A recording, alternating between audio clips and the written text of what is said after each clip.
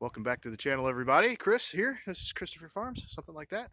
Got a new toy I've been working on this weekend, past week or so, and incoming message. Okay, I got it new to me wood boiler a long while ago, and I've been working on it the past few days, getting parts and stuff. It's a Hardy H4 180,000 BTU outdoor wood boiler. It was one of their first models that they put out of the H4. So I thought I would do a little video, talk about it, talk about what I did to fix it, and the prices and stuff like that. And maybe if you're ever interested or run across this, you can get one and fix it up yourself.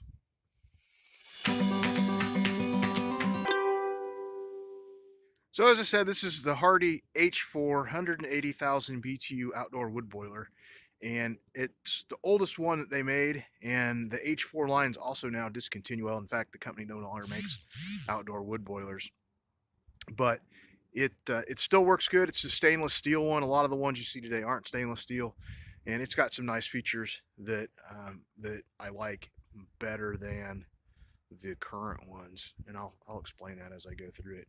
I picked this up from a buddy for $400. A friend of mine knew a friend of mine that had it and said, "Hey, I hear he's wanting one. How much was it?" So I got it for $400, known it had sat outside. I'll show you some of the stuff that I had to replace because it sat outside. Well, it always sits outside. There was a panel that was open. So let me whip you guys around and show you what I have. So the Hardys are all stainless steel construction. That's pretty nice. This entire shell, you unscrew it and it comes apart and you lift it up, do maintenance and check on the insulation and do different things like that. I have yet to do that. I need to do that. These models have your burn chamber and an ash chamber. So there's a grate in there, a cast iron grate, that as your fire burns and turns to ash, or wood burns, turns to ash, that falls down to here. Current models don't really have that. So you have to almost let the whole thing go out before you can get in there and clean it out. With this one, the ash just falls into the bottom and you can simply open the door and then get in there and scoop out the ashes. So that's pretty nice. I like that. That way you're not killing your fire or having to let your fire go down to get it all cleaned out. And then up here you have your firebox, and it's not going right now very well because the blower's off. The water is actually all up to temperature. So that is pretty big, and it will actually, I filled that and it was stacked up on top and all of it went in there, and I actually probably could have gotten those two pieces in there too. So that's a 4-foot bucket. So if you fill that, you can fill that on your first load. Now I could probably get those pieces in here pretty easy because it's burnt down. Let me shut that. Got the flue pipe. That's what came with it. A galvanized piece. I need to get maybe some stainless steel or something and do some things in there. I need to seal up the water tank a little bit better in there too. Condensating tower. I don't really know how that works.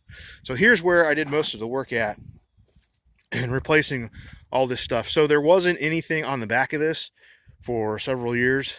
So all these parts pretty much went bad, so I had to replace them all. Basics of an outdoor wood boiler, or maybe any wood boiler. There are two systems on here. One system heats the water that's in the tank, and the other system pumps the water from the tank to wherever you're heating. So this system is the water heater, I guess you could say. This takes the temperature of the water, and when it gets below the set point, it will pull this solenoid open and pull that damper open, and then this blower kicks on and it feeds air. So it's a forced air fire that goes through here. This is a little thing that in case there's a burp, it'll open up and not blow your stove open. So that's pretty much how that works. And then the other system is the pump system, and it works off 24 volt and it loops in. There's a little wire that runs into my thermostat, and when the thermostat calls for heat, it closes the circuit and sends 24 volts across the coil in this relay, and it pulls this coil closed, and then this fires up the pump. They've broke the common here across this relay, And so what I had to replace is this Honeywell Aquastat. And I remember the total cost for everything. I don't remember the individual cost, but this was under $100. This is a doorbell transformer that has 24 volt on it and 8 and 10 volt, but I'm using the 24 volt side of it. So replace that, replace this outlet, replace this relay, replace this solenoid, replace that fan and blower and the motor and all that stuff. This all comes as one unit. And replaced the cartridge in that pump. And I'm into all the parts that I have right now. I still need to do some stuff with the water level indicator. When the water gets low, it will turn on a light, and if you have it plugged into like city water or whatever, it will top off the tank for you. So all in for parts, I've got let's see, 3, 7, probably under $500 in parts. So, and it's running right now. So I paid $400 for the wood boiler, $500 in parts, so $900. I have a good functional wood boiler, and that's not including the PEX though. I bought all that, runs into there. There's 400 feet total of PEX, and the fittings, there's like 4 fittings, and that was like $250. So we'll say $300. We'll just round it up. So for $1,300, I have a functioning, well-functioning wood boiler and PEX to go into my greenhouse. So let's go, or my high tunnel, I guess. So let's go over here and check this out. All right, welcome to the high tunnel. Let's see what I got going on. I'll just show you guys what I got going on here real quick. I got tomatoes over there. I got a line of carrots that are just coming up right there. I got rattlesnake green beans right here. I've got a couple tomato plants. Then I've got beets in that row down to those tomato plants. They're coming up and already been thinned out. I got Swiss chard right there, and they're all up and need to be thinned out. Then I got a row of tomatoes, and then I got a row of habaneros and peppers and some other stuff. So that's what's in here. And the tomatoes actually received from frost damage the other night before I had all this going on. So at any rate, you're not really here for a high tunnel tour. So what I have is the lines running in from the outside under here. And if I didn't say it, this setup's all temporary because I'm going to use this PEX line in the house actually once I get stuff more established for heat in here. But it comes in, the red line comes from the wood boiler, and over here I have a shark bite fitting to take my 3/4 inch down to 1/2 inch, and then it loops out in that blue line and sort of loops around over there and loops back over there. There's 100 foot of that blue line that goes out and around, and it meets up back with the return line over there somewhere.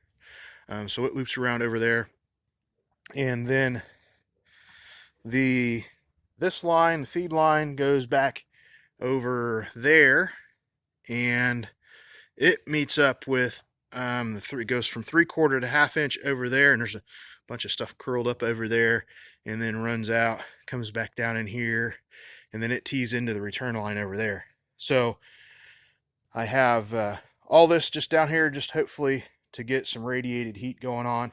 And the pump's working right now, and it's pretty hot. I could, yeah, that's about the length of time I can hang on to it, not very long. But the thing is, the return line, it's just about as hot. So I'm not getting a lot of heat transfer off this. Ideally, I would want the red line to be really hot, and then the blue line to be just whatever the ambient temperature is in here. And that's not happening. So I just need to get a radiator, something going on that will transfer the heat better. So that's it. That's basically the wood stove. Oh, there's my thermostat. Yeah, that's an important piece in the mix. Just have an old on-off thermostat set to about 80. I could probably yeah, set that down to about 70. Somewhere in there. That's probably good. Then have the old trusty thermometer in here. It says it's about 62 in here right now. So that's it. That's the Hardy wood stove and how I'm planning on keeping the high tunnel at least above freezing. Talk to y'all later.